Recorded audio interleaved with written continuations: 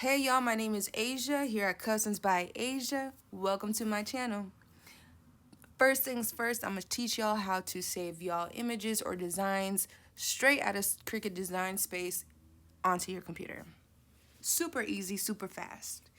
You automatically get these grids behind your images or your designs for measurement purposes. So what we're going to go ahead and do is get rid of them completely because we need a clean file, right? First step is to go ahead and click on the three lines at the top left-hand corner. Make your way down to the settings button. Click.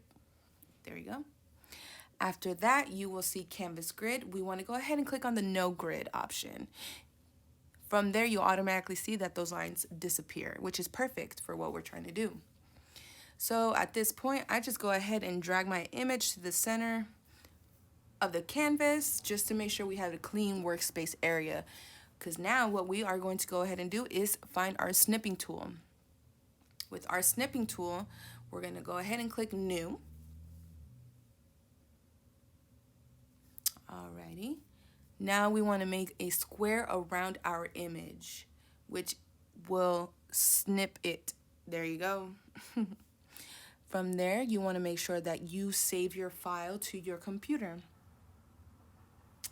And for today's video, I'm just going to go ahead and name it Cricut Design. And you see save as type is JPEG file. And that's it. That's how you save it. Straight out of Cricut Design Space. Super easy and super straight to the point.